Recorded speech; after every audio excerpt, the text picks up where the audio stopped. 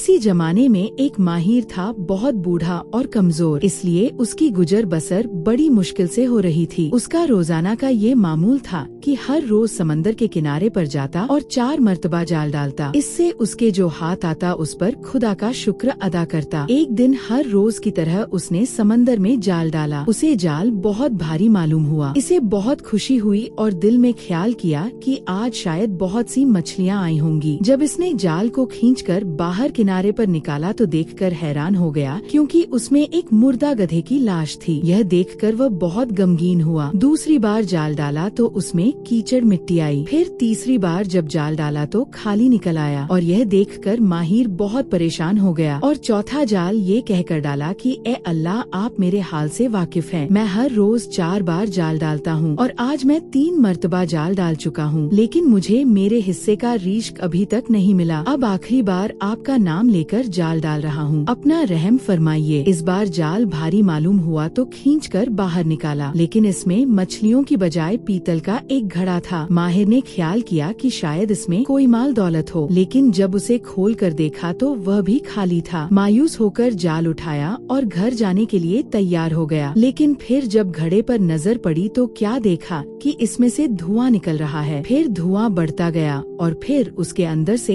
एक बहुत बड़ा जिन निकलकर सामने आ गया और फिर वो जिन कहने लगा कि ए बादशाह सुलेमान, मुझे माफ कर दीजिए, आइंदा कभी ऐसी गुस्ताखी नहीं करूँगा। माहीगीर पहले तो बहुत घबराया, लेकिन जब उसने माफी के अल्फाज सुने तो उसे कुछ तसल्ली हुई। कहने लगा, ए जिन, हजरत सुलेमान अलसलाम तो काफी अरसा पहले ही दुनिया से जा चुके हैं। जब जिन ने ये सुना तो जिन बहुत गुस्से में बोला कि ए गुस्ताख, जरा तमीज से बात कर और अब तैयार हो जा, अब मैं तुझे जिंदा नहीं छोड़ूंगा। माहिर ने जब ये सुना तो माहिर घबरा कर बोला कि भाई, मैंने तुम्हारा क्या बिगाड़ा है कि सदियों से तुम कैद थे और मेरी ही वजह से आजाद हुए और अब तुम मुझे ही कत्ल करना चाहते हो। जिन ने कहा कि बेशक तेरा एहसान है, लेकिन मैं अपने अहद से मजबूर हूँ, क्योंकि जब हजरत सुलेमान अलसलाम ने मुझसे नाराज होकर मुझे गड़े में कैद करके समंदर में डाल दिया था, तो मैंने अपने दिल में अहद किया था कि पहले 100 सालों में जो कोई भी मुझे आजाद करवाएगा तो मैं उसे मालामाल कर दूंगा, लेकिन मुझे किसी ने रिहा ना करवाया। फिर मैंने दूसरी बार ये दिल में अहद किया कि इन अगले 100 सालों में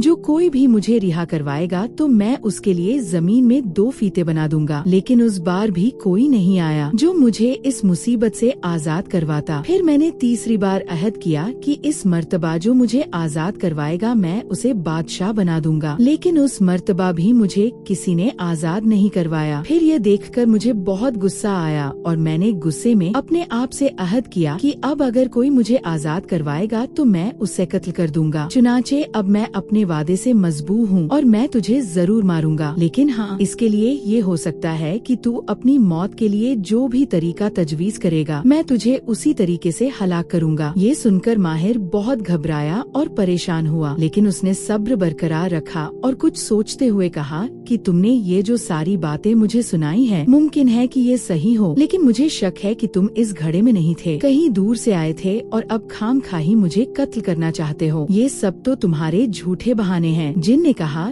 तुम मेरी बातों का यकीन नहीं करते, क्या तुम मुझे झूठा समझते हो? फिर माहिर ने कहा कि आँखों से देखे बगैर ये कैसे मान लूं कि इतना बड़ा पहाड़ जैसा जिन इस छोटे से घड़े में कैसे कैद था। जिन ने कहा कि अगर ऐसी बात है तो ये ले देख। फिर जिन धुएं के साथ दोबारा घड़े में दाखिल होता गया और पूरा का पूरा घड़े में समा गया। माहिर ने मौके को गनीमत जाना और घड़े का मुंह बंद करके फिर से हजरत सुलेमान अलसलाम की मोहर लगा दी और फिर उस घड़े को उठाकर समंदर में फेंकने लगा। तो जिन ने कहा कि ए मेरे भाई, ये तू क्या कर रहा है? माहिर ने कहा कि तुझे समंदर में फेंक रहा हूँ कि तू कयामत तक इसमें कैद रह सके। फिर जिन मिन्नतें करने लगा और कहने लगा कि मुझ पर रहम करो, भला मैं अपने मोहसिन को क्यों हलाक करूँगा? मैं तो मजाक कर रहा था। माहीगीर ने कहा कि मैं तुम्हारी बातों में नहीं आऊँगा, मुझे हकीम दुबान और यूनान के वजीर का किस्सा याद है। ये सुनकर जिन ने कहा कि वो क्या बात है? फिर माहिर ने कहा कि सुनो, मुल्क यूनान में एक बादशाह था और उस बादशाह को बरस का मर्ज था। बहुत इलाज मुलजा कराया लेकिन कोई फायदा न हुआ। उस वक्त हकीम दुनान यूनान में आया और उसे इस वाक्य कांपता चला तो उसने बादशाह से कहा कि मैं आपको बगैर दवा खिलाए और बगैर कुछ लगाए मैं आपको ठीक कर सकता हूँ। जब बादशाह ने ये सुना तो बादशाह बहुत खुश हुआ और बादशाह ने कहा कि अगर तुमने तुमने ऐसा कर दिया तो मैं तुम्हें मालामाल कर दूंगा। हकीम दुबान ने कुछ वक्त की मोहलत ली और अपनी कयामगाह में वापस आकर एक खाली गेंद बनाई और उसमें कुछ दवाइयाँ भरकर उसे बंद कर लिया और इसमें छोटे छोटे सुराख करके बादशाह की खिदमत में लाकर पेश कर दी और कहा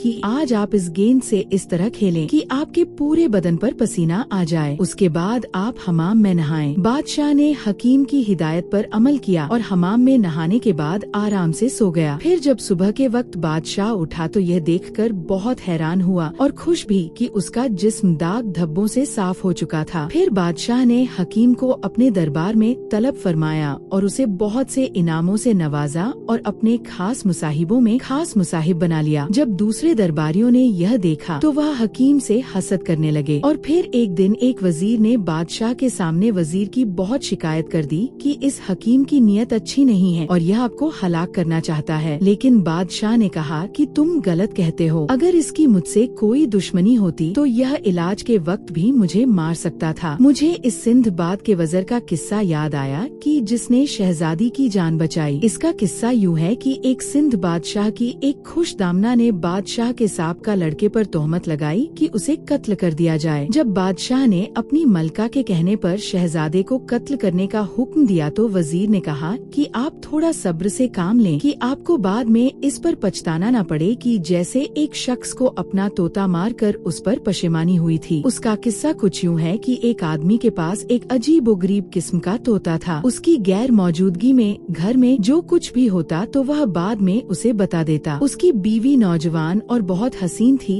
लेकिन बारसाना थी। एक बार वह सफर पर गया तो उसकी बीवी ने अपने दोस्तों से मिलना जुलना शुरू कर दिया। जब मालिक वापस आया तो तोते ने सारी राम कहानी अपने मालिक को सुना दी। उसकी बीवी ने यह समझा कि शायद बांधियों में से किसी ने यह हरकत की है तो वह उन पर बहुत नाराज हुई, लेकिन वह सब कस्में खाने लगी कि मालकिन साहिबा इसमें हमारा कोई कसूर नहीं है, यह सब इस तोते की शरारत है। जब मालकिन ने यह सुना तो वह कहने लगी कि इस तोते का तो मैं कुछ इंतजाम करती हूँ। उसने एक मुलाजमा को कहा कि आज पूरी रात तुम इसके पिंजरे पर पानी छिड़कती रहो और दूसरी मुलाजमा से कहा कि तुम इसके पिंजरे के नीचे चक्की चलाती रहो और तीसरी को कहा कि तुम एक आईने से इस पर अक्स डालती रहो और तीनों को यह हिदायत की कि ये ध्यान रखना कि तुम में से ये तोता किसी को ना देखे। जब सारी रात यह हाल रहा तो सुबह के वक्त जब मालिक ने पूछा तो तोते ने कहा, मैंने आज रात बहुत तकलीफ उठाई है। सारी रात बारिश होती रही और बादल गरजते रहे और बिजली तो ऐसे कड़कती थी कि मुझे कुछ भी नजर नहीं आता था। जब मालिक ने ये सुना तो मालिक बहुत हैरान हुआ कि रात को तो कोई बारिश नहीं हुई और न ही कोई बादल गरजा बरसा। ये तोता झूठ बोलता है। मालका ने भी शिकायत की कि यह तोता मेरे बारे में भी ऐसे ही गलत बयानी करता है। चुनाचे इस आदमी ने गुस्से में आकर तोते को मार डाला। फिर जब कुछ अरसा बाद उसे असल हकीकत का पता चला तो वह बहुत परेशान हुआ। ये किस्सा सुनकर बादशाह ने वजीर से कहा कि तू भी मुझे ऐसे ही गलत राह पर डाल रहा है। फिर वजीर ने कहा कि मैं आपका खैर खा हूँ और आपका दोस्त हूँ, लेकिन आपने इस हकीम पर एतबार किया कि आपके लिए भी एक ऐसा खतरा है कि जैसे एक वजीर ने शहजादे की जान बचाकर अपनी जान दे दी। फिर बादशाह ने कहा कि अच्छा वो किस्सा भी सुनाओ कि वो क्या था। फिर वज़ीर ने कहा कि एक शहजादा था, इसको शिकार का बहुत शौक था। एक दिन जब शहजादा शिकार के लिए जाने लगा तो बादशाह ने वजीर को भी उसके साथ भेज दिया और ये ताकीद की कि शहजादे को तन्हा ना छोड़े और अच्छी तरह से इसकी देखभाल करें। शिकार में शहजादे ने एक हिरन का पीछा किया लेकिन वजीर पीछे रह गया। हिरन चौकड़ियां भरते हुए वहाँ से भाग निकला और शहजादा अकेला रहकर रास्ता भटक गया। रास्ते में उसे एक बहुत खूबसूरत लड़की दिखाई दी जो बैठी रो रही थी। शहजादा इसके पास गया और इसका हाल दरियाफ्त किया। वह शहजादे से कहने लगी कि मैं एक शहजादी हूँ, मेरे साथी मुझसे बिछड़ गए और मेरा घोड़ा बेकाबू हो गया और मुझे यहीं पर गिरा कर चला गया। शहजादे ने जब ये सुना तो शहजादे को उस लड़की की हालत पर रहम आ गया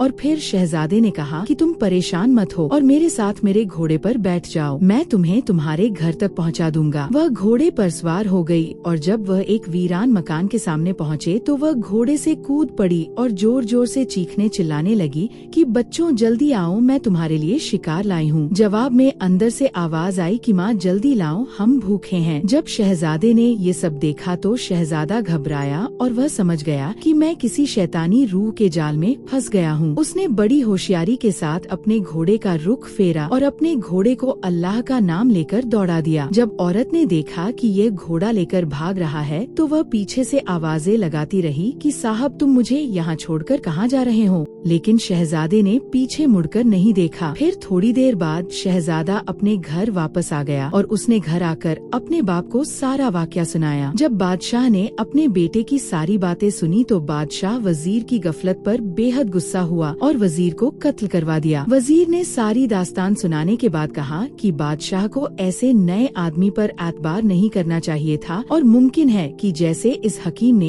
एक गेंद बनाकर आपका मर्ज दूर कर दिया, वैसे ही एक दिन आपको कोई खूल सुखाकर आपकी जान ले लेगा। बादशाह वजीर के इस फिक्रे में आ गया और उसने यह फैसला कर दिया कि वह इस हकीम को कत्ल कर देगा। चुनाचे बादशाह ने हकीम को अपने सामने तलब फरमाया और कहने लगा कि मुझे मालूम हुआ है कि तुम किसी दूसरे मुल्क के जासूस हो और मेरी जान लेने के लिए यहाँ पर आए हो, इसलिए मैंने फैसला किया है कि मैं तुम्हें कत्ल कर दूं। हकीम ने बादशाह की बहुत मिन्नत समाजित की और बादशाह से अर्ज करते हुए कहने लगा कि बादशाह को पूरा अख्तियार है, लेकिन इसमें मेरा कोई कसूर नहीं। खुदा ना खास्ता मुझे आपसे कोई दुश्मनी होती तो जिस वक्त मैं आपका इलाज कर रहा था तो उसी वक्त आपको खत्म कर सकता था। अहले दरबार ने भी हकीम साहब की सिफारिश की कि हमने आज तक हकीम साहब की कोई ऐसी हरकत नहीं देखी, लेकिन वज़र ने भी ऐसी आग लगाई थी जो आसानी से नहीं बुझ सकती थी, लेकिन बादशाह ने किसी की बात ना सुनी। जब हकीम को यह यकीन हो गया कि बादशाह अब मेरी जान लेकर ही मानेगा तो हकीम ने बादशाह से कहा कि मेरे पास एक किताब है, आपकी नजर करना चाहता हूँ कि मेरे कत्ल के बाद मेरे सर के करीब रखकर उसे खोलें और फिर इसे पढ़कर जो कुछ भी सवाल आप मेरे सर से करेंगे तो मैं उसका जवाब दूंगा। ये सुनकर बादशाह को बहुत ताज्जुब हुआ और उसे कहा कि जाओ वो किताब लेकर आओ। जब वह किताब लेकर आया तो उसने बादशाह के हाथ में थमा दी और बादशाह उसे खोलकर पढ़ने लगा, लेकिन किताब के कुछ वर्क आपस में जुड़े हुए थे। जब बादशाह ने उंगलियों पर लब लगाकर वर्क उलटने शुरू किए, अभी कुछ ही वर्क पलटे थे कि बादशाह की तबीयत खराब होने लगी, क्योंकि हकीम उन सफ़ों पर जहर लगा कर लाया था जो बादशाह के जिस्म पर असर कर गए और बादशाह की हालत खराब होने लगी। इस पर वजीर ने कहा कि अगर आप बिला वजह मेरे कत्ल के दर पर ना होते और ना ही आपके साथ ऐसा होता। माहीगीर ने ये किस्सा बयान करने के बाद जिन से कहा कि अगर तू भी बिला वजह मेरे कत्ल का इरादा ना करता तो तू भी दोबारा इस मुसीबत में कभी ना आता। तुमने अपने मोहसिन को कत्ल करने का इरादा किया और इसका अंजाम अब तुम्हारे सामने है। अब मैं फिर से तुम्हें समंदर में डाल दूंगा और कोशिश करूंगा कि ऐसी जगह पर तुम्हें फेंकूं ताकि कोई बंदा खुदा तुझे इसमें से निकाल कर मुसीबत मोल ना ले ले। जिन यह सुनकर घबरा गया और मिन्नत समाजित करते हुए कहने लगा कि मैं खुदा की कसम खाकर कहता हूँ कि मैं तुझे कुछ नहीं कहूँगा। लेकिन फिर माहिर ने कहा कि तेरा क्या एतबार कि एक बार तू इस घड़े से निकले और मेरा काम तमाम कर दे। मैं अपने और दूसरों के लिए तुझे छोड़कर क्यों खतरा पैदा करूँ। जिन ने फिर खुदा की कसम और हजरत सुलेमान अल सलाम की सख्त कसम उठाई और वादा किया कि मैं तुझे मालामाल कर दूंगा और तुझे कोई नुकसान नहीं पहुंचाऊंगा। आखिरकार माहीगीर को जिन की बातों पर एतबार आ गया और उसने घड़े का मुंह खोल दिया। जिन घड़े से बाहर निकला और उसने घड़े को उठाकर समंदर में फेंक दिया। यह देखकर मछेरे की हालत खराब हो गई और वह घबरा गया कि अब कहीं जिन मुझे मार ना डाले। लेकिन जिन ने कहा कि घबराओ मत, अब मैं तुम्हारे साथ कोई बुराई नहीं करूँगा, तुम जल्दी से मेरे साथ चलो। आगे आगे जिन और पीछे पीछे वो माहिर चलने लगा। कुछ देर चलने के बाद वह एक पहाड़ के करीब एक तालाब पर पहुँचे। वहाँ पर एक खूबसूरत तालाब था। वहाँ पहुँचकर जिन्न ने माहीगीर से कहा कि इस तालाब में जाल डालो और यहाँ से जो मछलियाँ तुम्हारे हाथ लगे वह बादशाह की खिदमत में पेश करो, फिर वहाँ से तुम्हें बहुत सा इनाम मिलेगा। यह कहने के बाद जिन वहाँ से गायब हो गया और माहिर ने तालाब में जाल डाला। उसे 4 अलग अलग रंग की मछलियाँ मिली। वो मछलियाँ बहुत खूबसूरत थी। फिर मछेरा उन मछलियों को लेकर बादशाह के पास चला गया। जब बादशाह ने भी उन मछलियों को देखा तो बादशाह उन्हें देखकर बेहद खुश हुआ और उन मछलियों को अपने पास रखकर मछेरे को बेहद इनामों से नवाज दिया और फिर मछेरा अपनी बाकी की जिंदगी ऐशो आराम से बसर करने लगा। प्यारे दोस्तों, उम्मीद करता हूँ कि ये वीडियो आपको पसंद आई होगी। अगर वीडियो अच्छी लगी हो तो कमेंट्स में अपनी राय का इजहार जरूर कीजिएगा। हमारे चैनल को सब्सक्राइब कर दीजिएगा। वीडियो देखने का बहुत बहुत शुक्रिया। संगीत संगीत ओम संगीत ओम संगीत।